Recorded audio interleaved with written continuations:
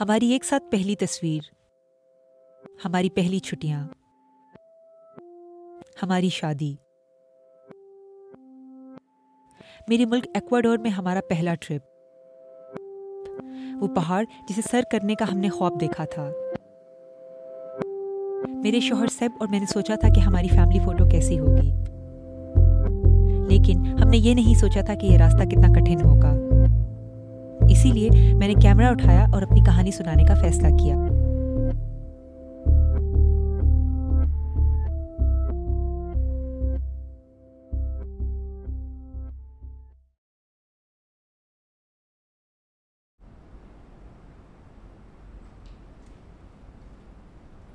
हमें ये परफेक्ट चाहिए।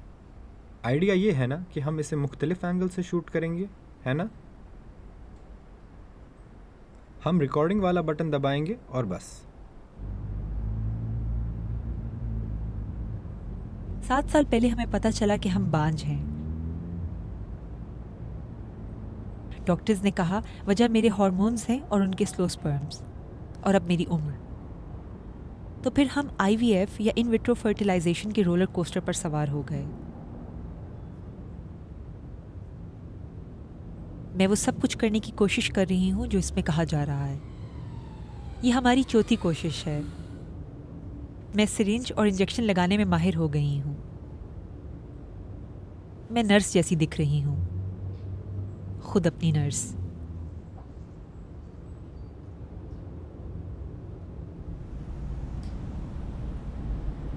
ये हार्मोन्स oocytes की तादाद बढ़ाकर उनका लेवल नॉर्मल से ज़्यादा बढ़ा देते हैं ताकि IVF के लिए बच्चेदानी से एग्स लिए जा सकें।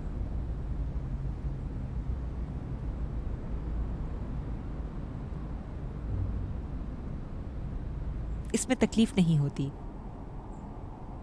10 दिन तक एक ही वक्त पर इंजेक्शन लगाना होता है। 1, 2, 3, आखिरी इंजेक्शन, और बस अब खत्म।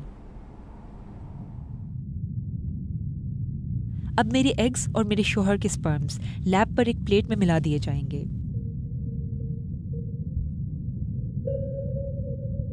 तमाम मुश्किलात के बावजूद मेरी औलाद सेक्स के नतीजे में पैदा नहीं होगी।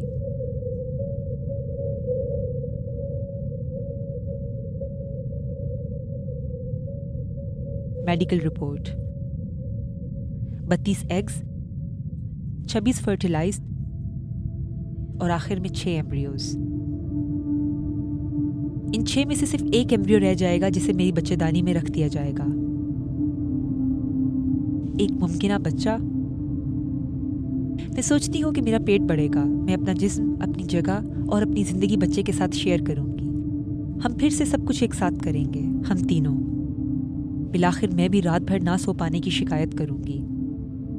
ये सब हमारे साथ और हर 6 में से एक जोड़े के साथ हो रहा है, और कई जगहों पर तो इसे मायूब समझा जाता है। मेरी दोस्त लौरा ने भी कई बरसों तक इलाज करवाया, और फिर उसने मुझे खबर सुनाकर खुश कर दिया। ये इनका छोटा सा सर है, यहाँ नीचे देखें, दिल, रीढ़ की हड्डी, बच्चे की टांगें मुड़ी हुई हैं, ये देखें। और ये है इनका दिल धड़कता हुआ। तो तुम तैयार हो लौरा? हाँ हाँ, वक्त आ गया है। मेरे आसपास के लोग बहुत खुश हैं, ये सबकी इज्तिमाई खुशी बन गई है।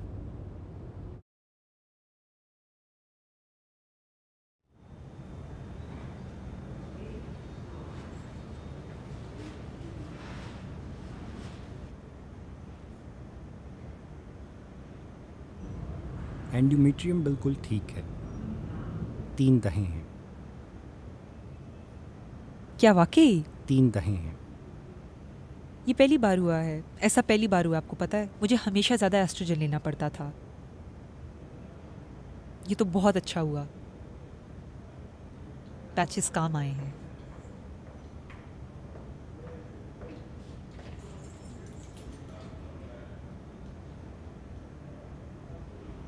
कट थोड़ा कम या ज़्यादा हो सकता है।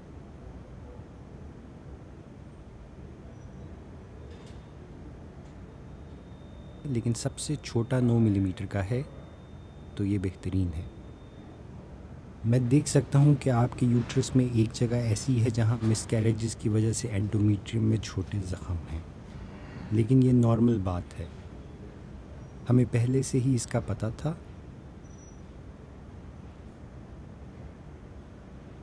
हमें इस बारे में कुछ भी करने की ज़रूरत नहीं है।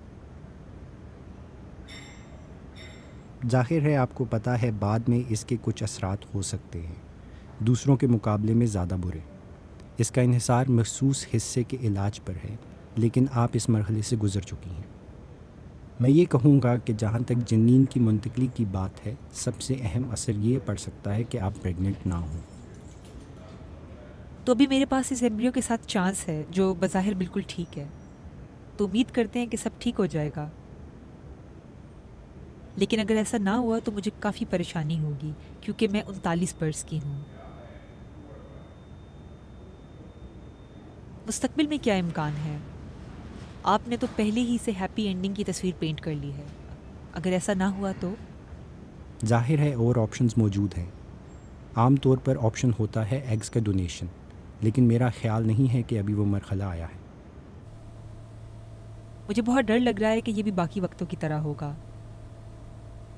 हमें पॉजिटिव रिजल्ट मिलेगा, हम एक्साइटेड हो जाएंगे और बाद में हमें मायूसी होगी और फिर मिसकैरेज हो जाएगा, और वो सब जो पहले से ही हमें पता है। और ये सब सोचकर मुझे बहुत घबराहट हो रही है। हम जिस सब से गुजर चुके हैं, हमें कुछ भी कंफर्म होने से पहले खुशी नहीं मनानी चाहिए। मेरा मतलब है ऐसे भी लोग हैं जो 15-20 या इससे भी ज़्यादा बार कोशिश करते हैं। हम कितनी बार कोशिश कर सकते हैं? मुझे मालूम नहीं। ये इस बात पर मुनस्सिर है कि हम कितना बर्दाश्त कर सकते हैं, क्योंकि ये सिर्फ पैसे की बात नहीं है, ये ज़हनी और जिस्मानी भी है। आपको इस सब से फिर गुजरना पड़ेगा और आपका जिस्म सह नहीं सकेगा। आज मैं ट्रांसफ़र के लिए तैयार हूँ। मेरा फ़ोन गिर रहा है। मैं अपनी छोटी सी रस्म करूँगी जो मैंने उन ख़वातीन से सीखी है जो इस सब से गुजरी हैं। ये रस्म है अनानास खाना। कहते हैं कि ये एम्ब्रियो को इम्प्लांट करने में मदद करता है। मुझे नहीं पता, लेकिन ऐसा करने से मुझे लगता है कि मेरी तैयारी अच्छी है और मुझे हौसला मिलता है कि सब ठीक हो जाएगा। इसीलिए कहते हैं कि अनानास बांझपन से गुजरने वाली जोड़ों का निशान है। देखते हैं इस बार ये काम करता है या नहीं। चलें एक बार फिर से करते हैं। इन्होंने पहले से कह दिया है कि सब ठीक होगा। हौसला दिखाते हैं, अच्छे की उम्मीद करते हैं।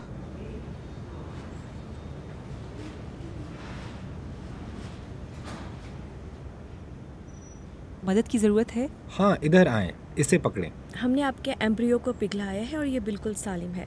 ये फिर से बढ़ने लगा है। इसका मतलब है कि एम्ब्रियो जिंदा है। इसे अगले कुछ रोज़ तक ऐसे ही रहना होगा और उम्मीद है कि ये एंडोमेट्रियम में इम्प्लांट हो जाएगा। ठीक है, आप दोनों के लिए अच्छे की उम्मीद करते हैं।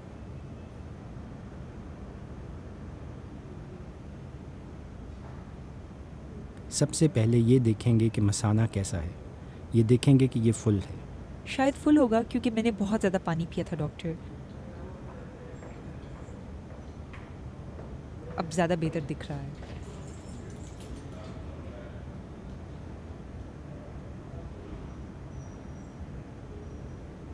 ये ठीक है?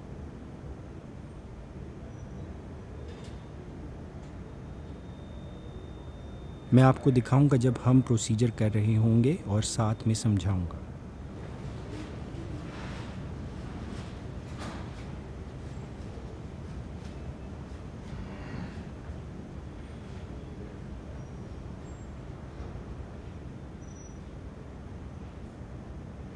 ये हवा का बबल एम्ब्रियो की हिफाजत करता है। ये अपनी जगह पर पहुंच गया है। अभी हमें ये देखना होगा कि कहीं ये कैथेटर की दीवार से तो नहीं लग गया। हम नहीं चाहते ऐसा हो, लेकिन कभी कभी ऐसा हो जाता है।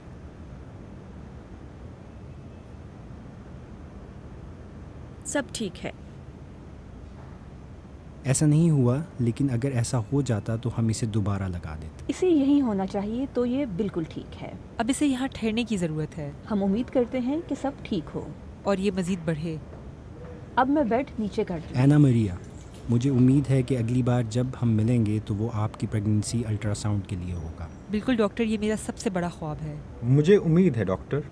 मैं एक चीज़ पूछना चाहूँगा, मुझे अपने अल्फाज में बताएं कि अभी आप कौन सी अद्वियात इस्तेमाल कर रही हैं। कौन सी अद्वियात? ओह, सुबह 9 बजे एस्ट्राडियोल के 2 मिलीग्राम्स। जी, 2 मिलीग्राम्स। दिन में कितनी बार? 3 बार और फिर पैचेस हर दूसरे दिन। और सुबह 10 बजे साइक्लोजेस्ट, जो एक प्रोजेस्टेरोन है, मैं उसे सुबह 10 बजे लेती हूँ और रात 10 बजे। दिन 2 बजे लोबियन इंजेक्शन लगाती हूँ और रात 10 बजे प्रोजेस्टेरोन के साथ मैं स्लेक्सीन इंजेक्शन लगाती हूँ। बहुत अच्छे। हमारे पास 3 हैं। इन्होंने 3 इम्प्लांट किए? नहीं, 3 तस्वीर। इम्प्लांट सिर्फ एक। एक के लिए 3 तस्वीर। ये देखें कितना छोटा है। देखें।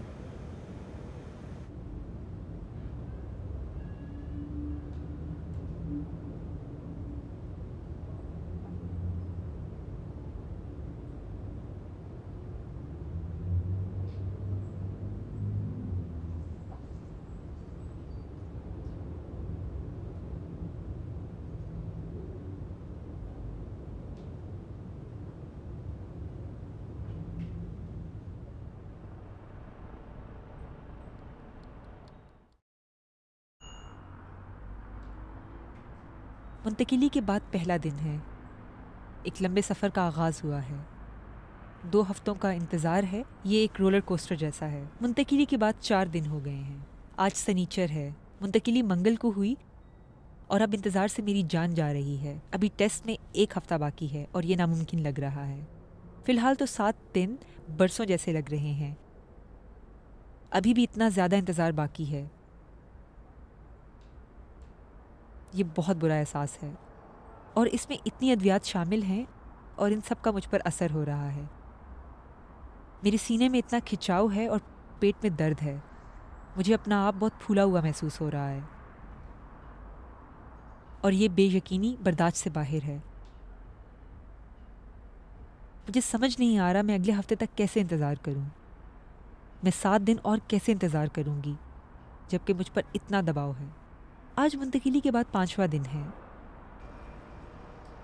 ये काफ़ी मुश्किल इतवार है। ये मई के महीने का दूसरा इतवार है। मेरे मुल्क एक्वाडोर में आज माओ का दिन है। पिछले साल इसी दिन अस्पताल में मेरा दूसरा मिसकैरेज हुआ था। वो बहुत दर्दनाक था। मैं अपनी माँ को तकलीफ़ नहीं पहुँचाना चाहती थी। मैंने उन्हें अगले दिन बताया क्योंकि वो बहुत खुश थी कि मैं प्रेग्नेंट थी। उन्होंने बहुत खूबसूरत मैसेज भेजा, लेकिन ऐसा नहीं हो सका था। ये नहीं भूलना चाहिए कि हार्मोन्स की वजह से मैं काफ़ी इमोशनल हूँ। मेरे मूड स्विंग्स होते हैं और ये अद्वियात के असरात का हिस्सा हैं, इस प्रोसेस का हिस्सा हैं।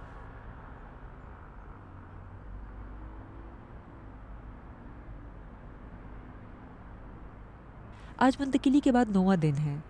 प्रेगनेंसी टेस्ट करने का वक्त होने वाला है। घर पर किया जाने वाला प्रेगनेंसी टेस्ट, और ये सोचकर ही मुझे और परेशानी हो रही है। इस तमाम वक्त के दौरान मैं बार बार कोशिश करती रही हूँ। मेरे टेस्ट के इतने नेगेटिव रिजल्ट्स आए हैं कि मुझे टेस्ट करने से डर लगता है।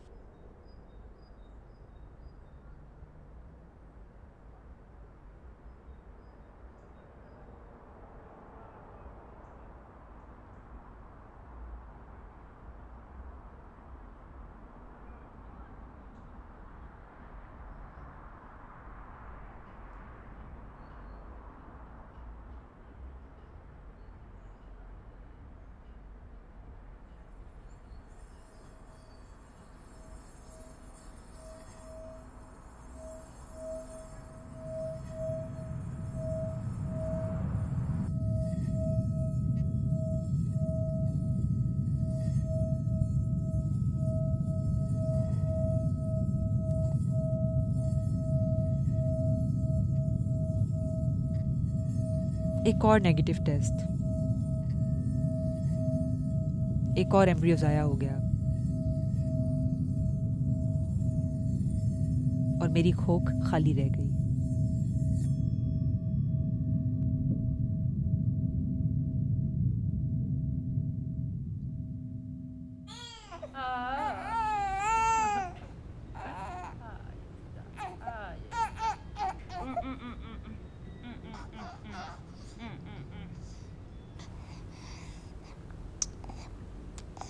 तुमने सोचा था कि ऐसा ही होगा, है ना? सच बताऊं तो मुझे नहीं पता। मैंने ये नहीं सोचा था कि इसके पैदा होने के बाद क्या होगा। शायद एक डिफेंस मैकेनिज्म की तरह, जहां हम सोचते हैं कि जब तक ये पैदा नहीं होगी मैं ये नहीं सोचूंगी कि बाद में क्या होगा।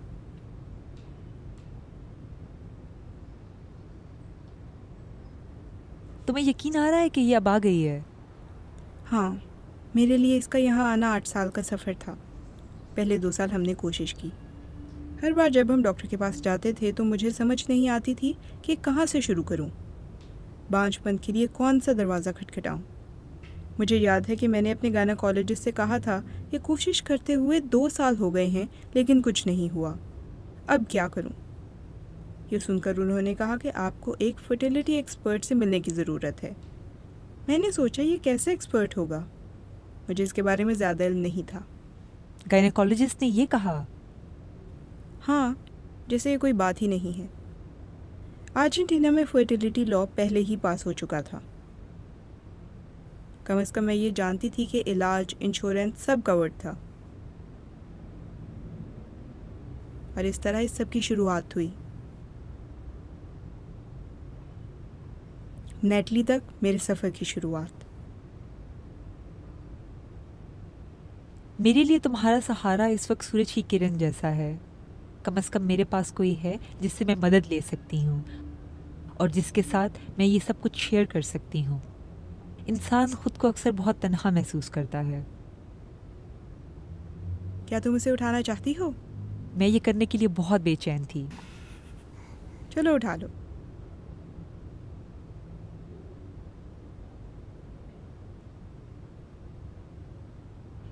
देखो, अम्मी यही हैं।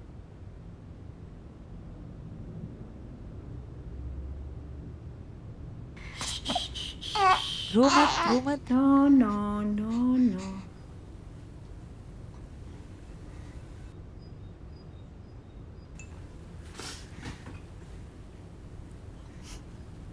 ये बहुत पेचीदा है और ये सफ़र काफ़ी मुश्किल था, बहुत मुश्किल। ज़्यादातर इसलिए क्योंकि आपको महसूस होता है कि आप दूसरों के लिए खुश नहीं हैं और आपको लगता है कि आपके साथ ज़िंदगी में अच्छी चीज़ें नहीं हो रही। आप महसूस करते हैं कि आपके और आपके पार्टनर की ज़िंदगी में कोई कमी है, लेकिन आप वहाँ फंसा हुआ महसूस करते हैं। आप इस सब से किनारा नहीं कर सकते और सुकून में नहीं रह सकते।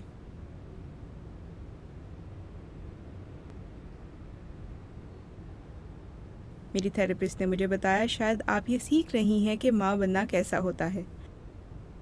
और बच्चे वो सब नहीं करते जब और जहाँ उन्हें कुछ करने को कहा जाता है। वो ज़िद्दी हो सकते हैं, वो आपके बरक्स कुछ कर सकते हैं। शायद ये आपके लिए पहले से ही सबक है। सब कुछ वैसा नहीं होगा जैसा आप चाहेंगी। नैटली अर्जेंटीना में पैदा हुई, जहां कानून के मुताबिक हर मरीज 1 साल में 3 बार मुफ्त इलाज करवा सकता है। मेरे मुल्क एक्वाडोर में ऐसा कुछ नहीं है और बरतानिया में, जहां मैं रहती हूँ, लॉटरी ये तय करती है कि आपको इलाज के कितने मौके मिलेंगे। मुझे एक चांस मिला। अगर पैसों से इलाज करवाना वाहिद ऑप्शन हो तो इलाज इतना महंगा है कि बहुत से लोगों के लिए ये नामुमकिन है। जब उन्होंने उसे विटामिन्स दिए, उसके स्पर्म्स का लेवल 500 बिलियन तक पहुंच गया। मैं फिर भी प्रेग्नेंट नहीं हो सकी। फिर उन्होंने क्या कहा? छुट्टियां मनाने जाएं, कुत्ता पाल लें। 30 साल बाद भी वो यही चीज़ें कह रहे हैं। कुछ भी नहीं बदला। सन 1985 में जब तक मजीद इलाज के ऑप्शंस नहीं आए, कोई इस बारे में बात ही नहीं करता था। लेकिन तब हम इसके बारे में बात नहीं करते थे। अभी भी इसे मायूब समझा जाता है। मैंने सबको बताया क्योंकि मैं बहुत बात करती थी और मुझे कोई शर्म महसूस नहीं होती थी।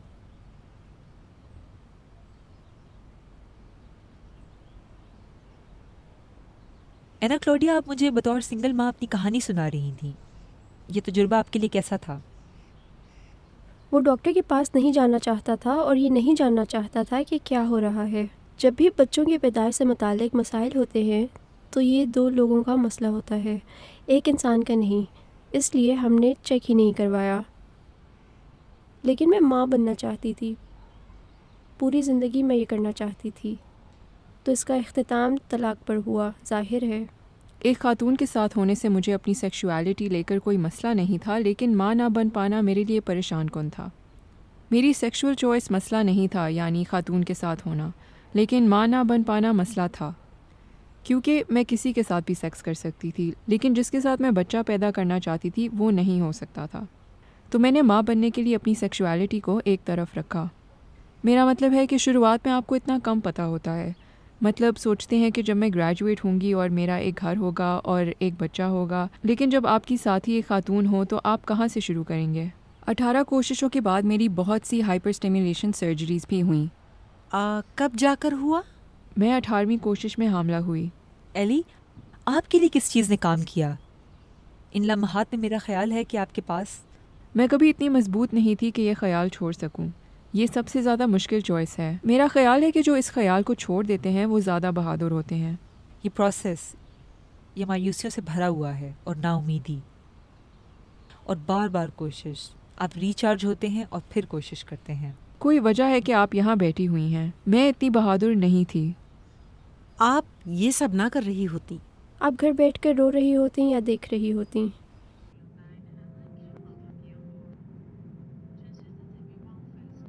इस सफ़र के दौरान मैंने कई नए अल्फाज सीखे। Follicles, embryo culture, vitrification. मैं कई जज्बात से गुजरी। मैं गिरी और दोबारा खड़ी हुई। मुझे नहीं मालूम मैं कितनी देर और कोशिश करूंगी। कभी कभी मैं सोचती हूँ माँ बनने के और भी तरीके हैं। ये भी कि बंदा माँ ना भी बने। मुझे नहीं पता ये कहानी कैसे अपने अख्ताम पर पहुँचेगी, लेकिन मैंने ये सीखा है कि बांझपन मेरी ज़िंदगी में एक बाब है जिसने मुझ पर एक निशान छोड़ा है, लेकिन ये मेरी पहचान नहीं है।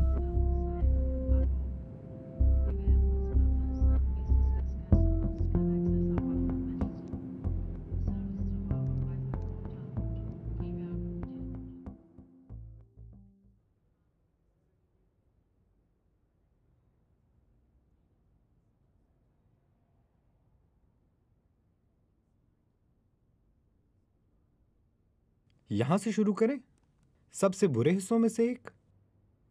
सिरिंजेस ये फेंक दें। हॉस्पिटल के कचरे में।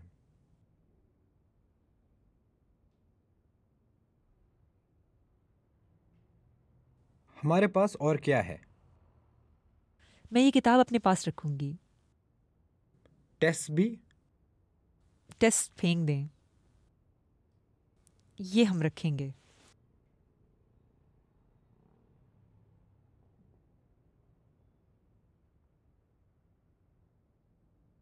ये छोटे जूते।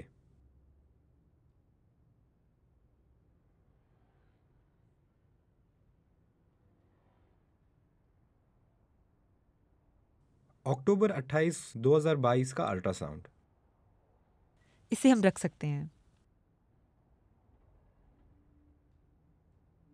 मैं ये रखूंगी। मेरी दोस्त फेयर ने मुझे ये इलाज के दौरान दिया था।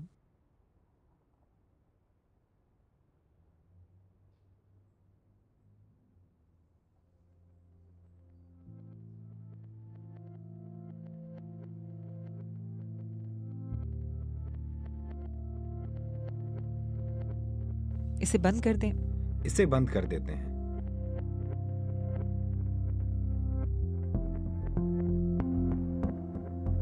हाँ, हो गया। कचरा और यादें।